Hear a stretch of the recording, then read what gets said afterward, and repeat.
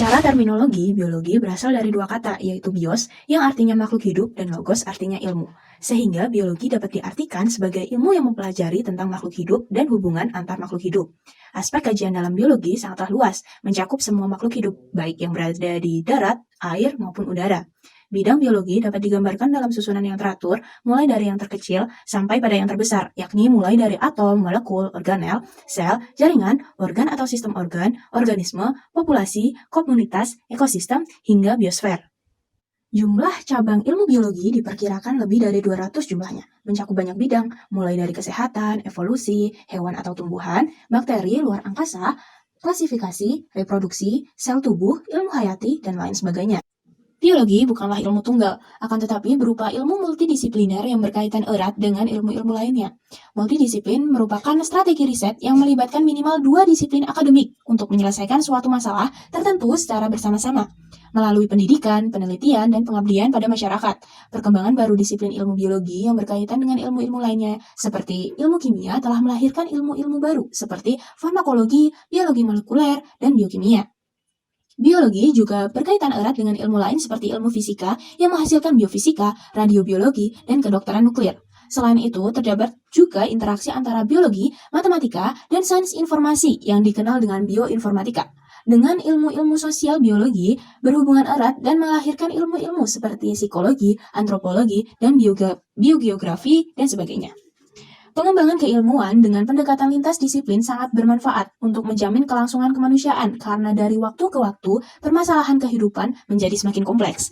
Pendekatan atau cara pandang holistik multidisiplin dapat melahirkan alternatif terobosan-terobosan baru dalam menyelesaikan berbagai masalah. Beberapa contoh masalah yang berkaitan dengan kelangsungan kemanusiaan antara lain sustainabilitas atau keberlangsungan lingkungan, konservasi energi, ketahanan pangan, perencanaan kota, mitigasi kebencanaan, dan lain-lain. Pengembangan obat dan terapi. Biologi sebagai ilmu murni yang berperan dalam pengembangan ilmu terapan, salah satunya dalam pengembangan obat dan terapi. Biologi sebagai pondasi dalam penemuan formula obat-obatan, sebagai contoh, yaitu pembuatan vaksin. Pembuatan vaksin membutuhkan penerapan dari cabang ilmu biologi, yaitu mikrobiologi, virologi, biologi sel dan molekuler, imunobiologi, genetika, serta bioteknologi yang berkaitan dengan teknik rekayasa genetika dan kultur sel. Biologi juga berperan dalam terapi yang berkaitan dengan kesehatan manusia, seperti pada pembuatan hormon insulin yang merupakan salah satu terapi penyakit diabetes mellitus. Penderita diabetes mellitus membutuhkan asupan hormon insulin dari luar tubuh untuk menjaga kadar gula darahnya, di mana pembuatan hormon insulin merupakan teknik rekayasa genetika dengan teknologi DNA rekombinan. Konservasi dan manajemen sumber daya alam. Dalam hal konservasi dan manajemen sumber daya alam, dibutuhkan cabang ilmu biologi, yaitu ekologi, ilmu lingkungan, maupun biologi konservasi.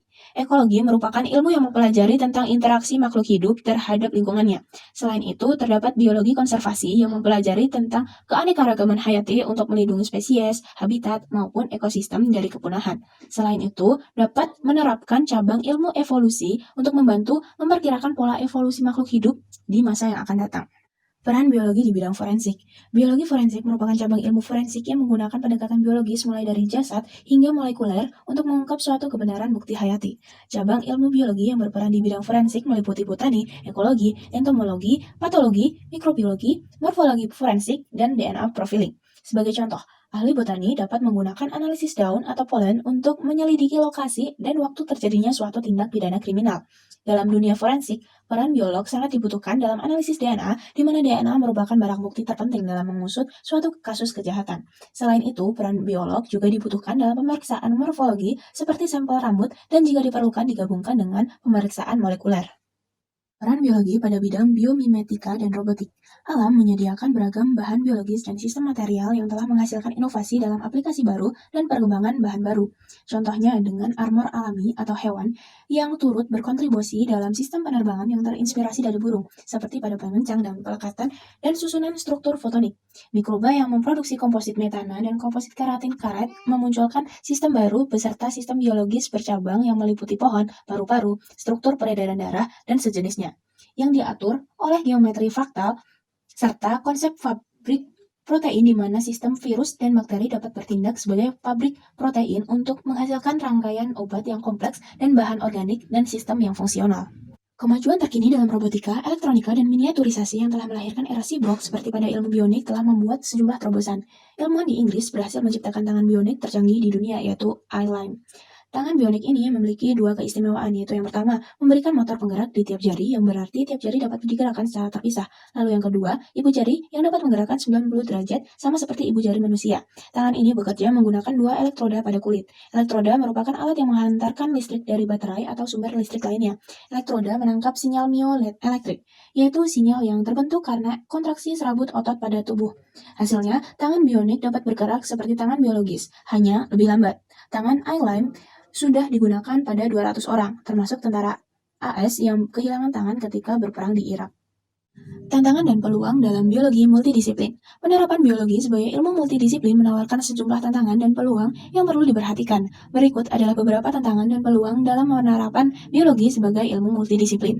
Tantangannya yang pertama adalah kompleksitas kolaborasi. Kolaborasi antara berbagai disiplin ilmu seringkali rumit dan membutuhkan pemahaman yang mendalam tentang konsep dan terminologi dari masing-masing disiplin.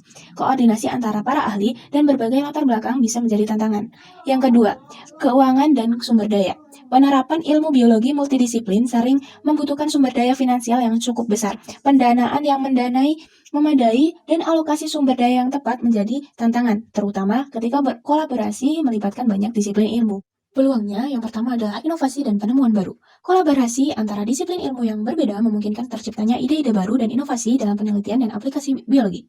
Kombinasi pengetahuan dan metode dari berbagai disiplin ilmu dapat menghasilkan penemuan yang luar biasa dan solutif yang inovatif.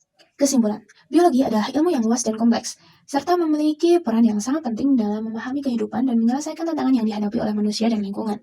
Dengan pendekatan multidisiplin, ilmu biologi dapat memberikan kontribusi besar dalam berbagai bidang dan mempromosikan perkembangan yang berkelanjutan.